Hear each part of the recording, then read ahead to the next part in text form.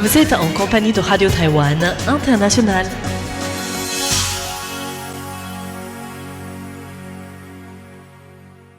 Bonjour à tous et bienvenue à l'écoute de Radio Taïwan International. C'est Mei Guang à l'antenne pour un autre programme de ce mercredi 25 février. Dans un premier temps, le journal d'information présenté aujourd'hui par Floriane Dai. Ensuite, je vais vous retrouver dans le décryptage consacré aujourd'hui à la situation des personnes sans domicile fixe à Taïwan. Je vous invite ensuite à suivre l'émission Les joies de l'éco-construction de Sasa. Aujourd'hui, c'est la deuxième partie de l'entretien avec l'architecte non-conformiste Xie Yingjun. Et pour conclure, les auditeurs qui nous suivent également en ligne, l'émission L'art des musées de Myrion-Hua avec aujourd'hui l'ambiance festive du festival traditionnel des lanternes à travers des collections au Musée national du Palais. Une excellente écoute à tous en compagnie de RTI. Tout de suite, votre journal d'information de ce mercredi 25 février en compagnie de Floriane Dai. Les archives sur la loi martiale entièrement déclassifiées et accessibles. Robert Tsao avertit Xi Jinping qu'une attaque de Taïwan mènerait à la chute du PCC et à l'effondrement de la Chine. Le roman Taiwan Travelogue nominé au International Booker Prize. Les archives sur la loi martiale entièrement déclassifiées et accessibles. Le Bureau de la Sécurité nationale a déclaré ce lundi 23 février que toutes les archives politiques relatives à la période de la loi martiale avaient été entièrement déclassifiées.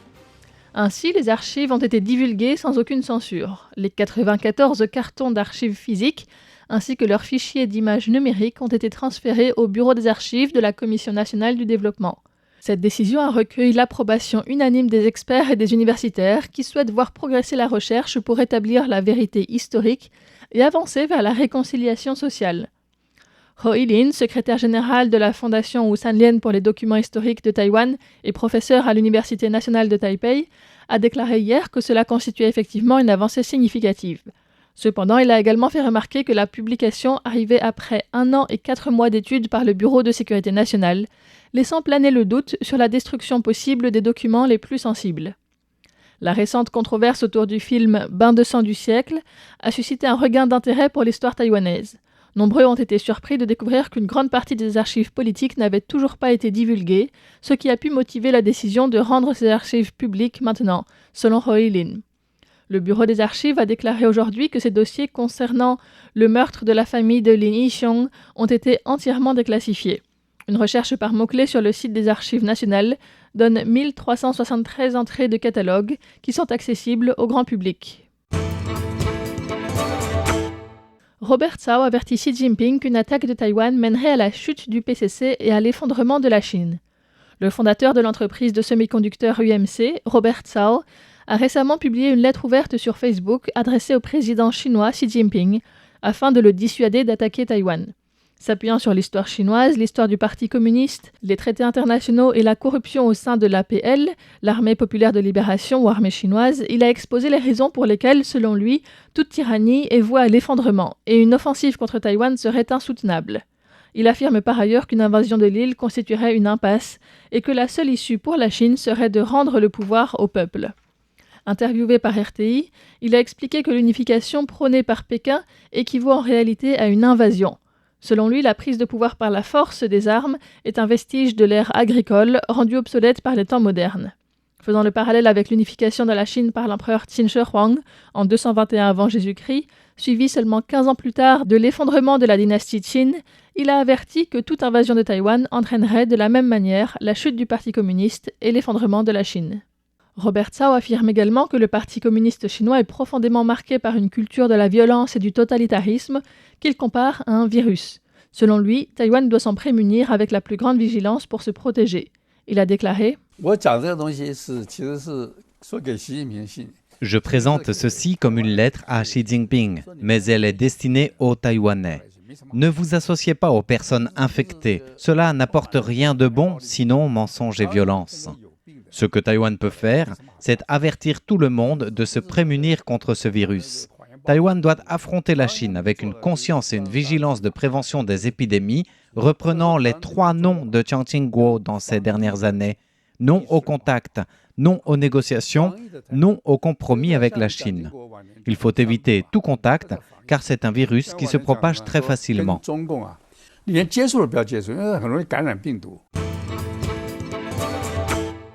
Le roman Taiwan Travelogue nominé au International Booker Prize. Le prestigieux prix international Booker Prize a annoncé sa longue liste le 24 février.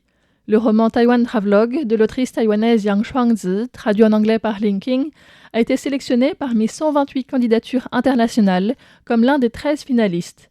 Les juges ont salué le roman pour ses descriptions culinaires riches, ses dialogues hilarants et sa narration qui rendent le livre impossible à lâcher une fois commencé. Taiwan Travelogue est à la fois un délicieux conte romantique et un roman post-colonial incisif. Après sa publication en anglais en 2024, le livre a déjà remporté le National Book Award for Translated Literature des États-Unis, ainsi que le Bifunctional Book Prize de l'Asia Society, devenant la première œuvre littéraire taïwanaise à recevoir cette distinction.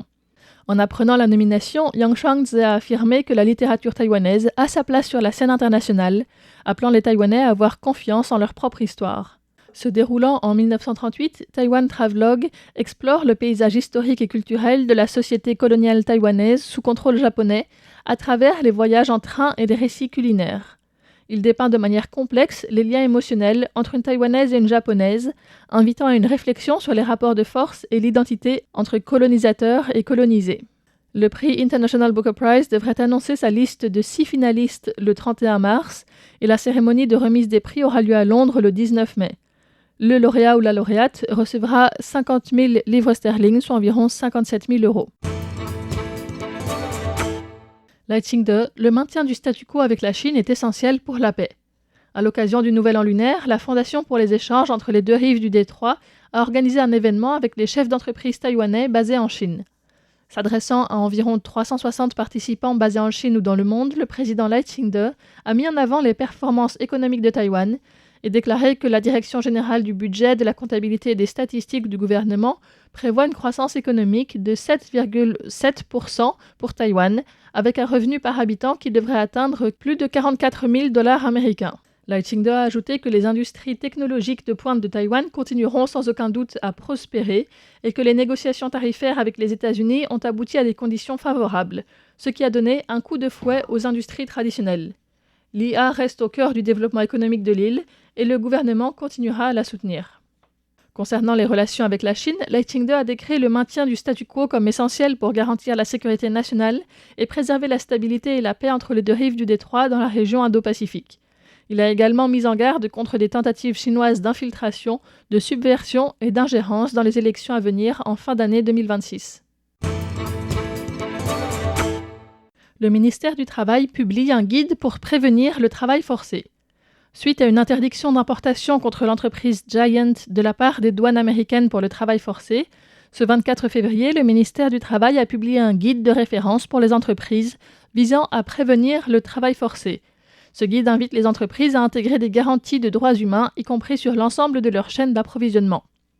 Le guide se base sur les 11 indicateurs de travail forcé de l'Organisation internationale du travail et présente une liste de contrôles, d'auto-évaluation, des explications sur les normes d'audit internationales et des questions-réponses sur des études de cas. La directrice de l'administration pour le développement de l'emploi, Huang Lingyu, a expliqué que les entreprises doivent intégrer ces normes dans leurs règles de travail et leurs programmes de formation. Elles doivent réaliser des audits de processus de recrutement, des salaires, des horaires de travail et de la rétention de pièces d'identité. Enfin, elles doivent établir des calendriers d'amélioration et indemniser les travailleurs concernés.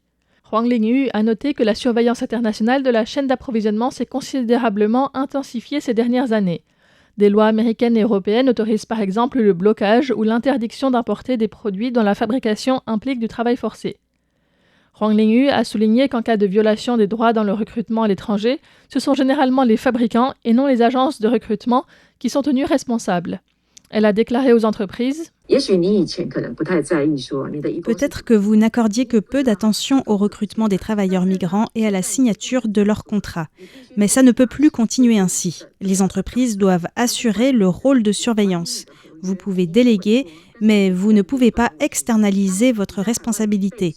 Lorsqu'une entreprise est accusée à l'étranger de travail forcé, c'est bien elle qui est visée et non pas son agence de recrutement.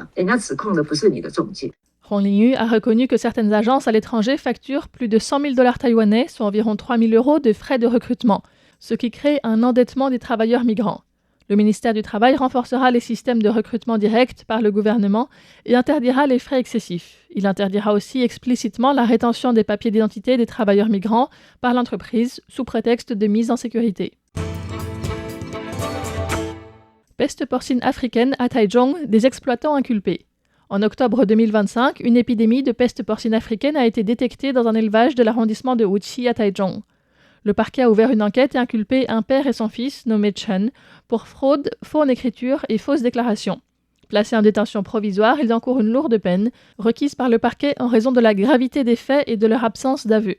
L'enquête a révélé que l'exploitation, autorisée à recycler des déchets alimentaires, devait les chauffer à plus de 90 degrés pendant 1 heure et déclarer quotidiennement le traitement via un système officiel. Or, le fils aurait réutilisé d'anciennes photos pour simuler le respect des procédures entre 2023 et 2025. Il aurait également effectué de fausses déclarations concernant les quantités de déchets et la consommation de gaz, tout en revendant illégalement une partie des déchets à d'autres élevages. À partir du 10 octobre 2025, de nombreux porcs sont morts sans que l'épidémie ne soit signalée. Des exploitants auraient dissimulé une partie des décès et falsifié des documents officiels, ce qui a conduit à la sous-déclaration d'au moins 46 porcs morts. Après confirmation de la maladie, les autorités ont procédé à l'abattage préventif des 195 porcs restants le 22 octobre. Malgré la suspicion d'infection, les exploitants ont injecté de l'amoxicilline sans ordonnance et ont envoyé 30 porcs à la vente aux enchères sans attendre le délai requis après l'injection en octobre dernier. 28 de ces porcs ont été vendus pour plus de 320 000 $ taïwanais, soit environ 8 700 €, ce qui constitue une fraude.